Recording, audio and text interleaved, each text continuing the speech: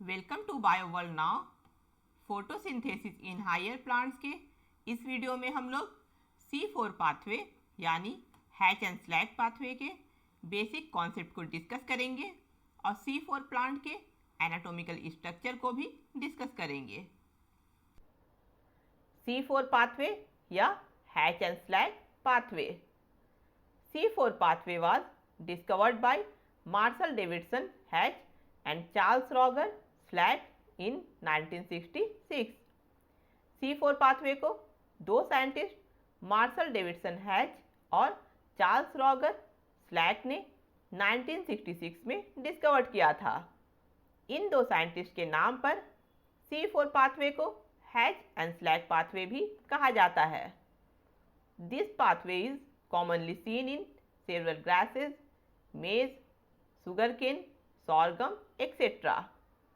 C4 pathway जिन plants में देखा जाता है उन प्लांट्स को C4 प्लांट्स कहा जाता है।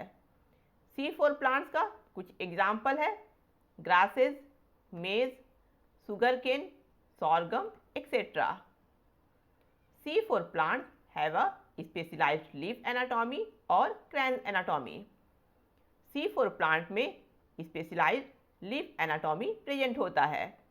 इस स्पेशलाइज्ड लीफ एनाटॉमी को क्रैन एनाटॉमी कहा जाता है। फोटो रेस्पिरेशन को अवॉइड करने के लिए C4 प्लांट के इंटरनल स्ट्रक्चर में कुछ एडेप्टेशन होता है और ये एडेप्टेशन मेनली लीव्स में होता है जिसे क्रैन एनाटॉमी कहा जाता है।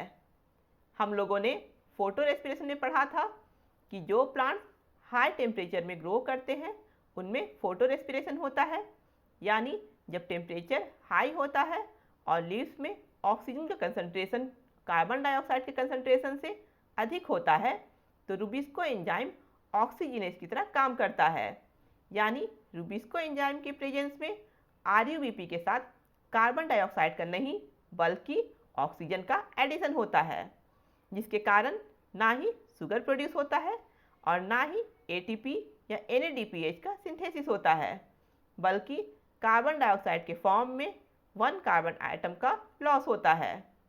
इसलिए C4 प्लांट फोटो रेस्पिरेशन को अवॉइड करने के लिए कुछ एडेप्टेशन करता है, यानी हाई टेम्परेचर में भी क्रैन एनाटॉमी के कारण C4 प्लांट में फोटो रेस्पिरेशन नहीं होता है।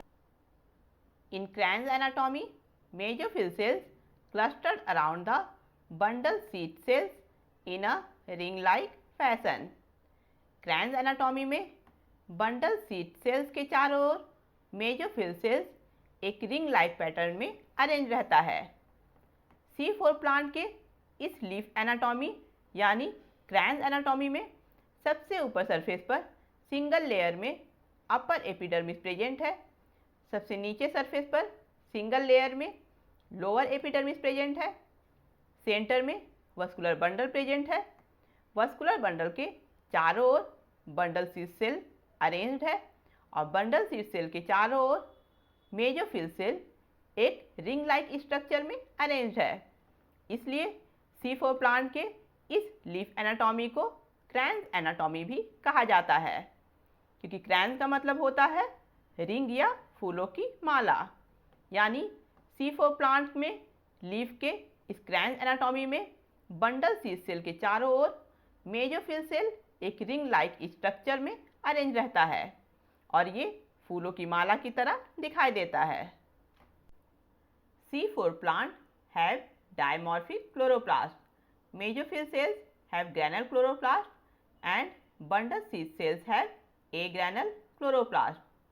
C4 प्लांट में डायमॉर्फिक क्लोरोप्लास्ट प्रेजेंट होता है, यानी C4 प्लांट में क्लोरोप्लास्ट दो टाइप का होता है, ग्रैनल क्लोरोप्लास्ट और एग्रैनल क्लोरोप्लास्ट। मेसोफिल सेल्स में ग्रैनल क्लोरोप्लास्ट प्रेजेंट होता है और बंडल सीड सेल्स में एग्रैनल क्लोरोप्लास्ट प्रेजेंट होता है। ग्रैनल क्लोरोप्लास्ट में थालाकॉइड एक के ऊपर एक स्टैक के फॉर्म में अरेंज रहते हैं, जिन्हें ग्रैना कहा जाता है, यानी ग्रैनल क्लोरोप्लास्ट में ग्रैना प्रेजेंट होता है। एग्रैनल क्लोरोप्लास्ट में ग्रैना प्रेजेंट नहीं होता है, यहाँ लैमेली और स्ट्रोमा प्रेजेंट रहता है। In C4 plant, Rubisco is located in bundle cis cells but not in mesophyll cells. C4 plant में Rubisco enzyme bundle cis cells में प्रेजेंट रहता है, लेकिन मेसोफिल सेल्स में Rubisco एंजाइम प्रेजेंट नहीं होता है। इस तरह से हम लोग देखते हैं कि C4 प्लांट में ग्रैनुलर क्लोरोप्लास्ट मेसोफिल सेल्स में प्रेजेंट रहता है और बंडल cis सेल में एक ग्रैनुलर क्लोरोप्लास्ट प्रेजेंट रहता है।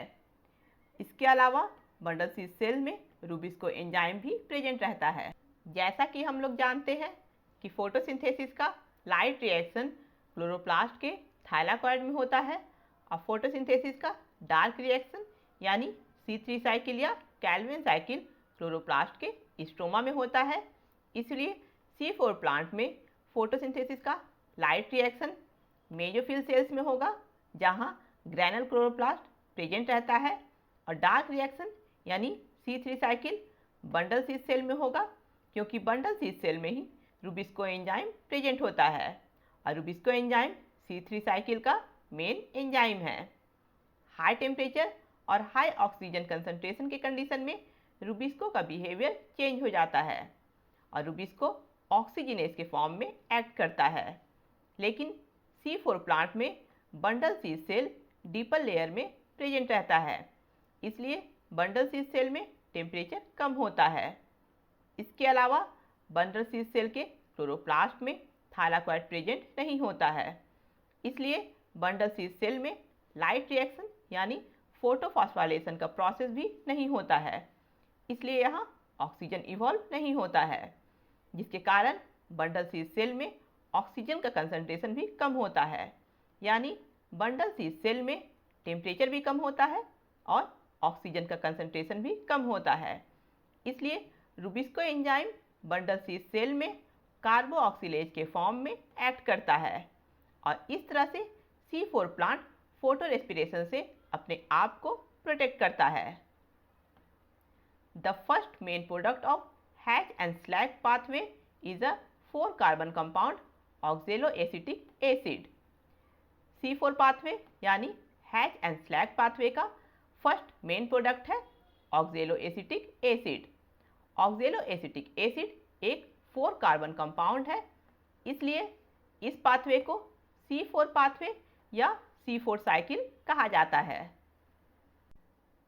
नेक्स्ट वीडियो में हम लोग C4 पाथवे के पूरे प्रोसेस को डिस्कस करेंगे। अगर आप लोगों को ये वीडियो पसंद आया है तो इसे लाइक करें, अपने फ्रेंड के साथ शेयर करें और मेरे चैनल को सब्सक्राइब करें।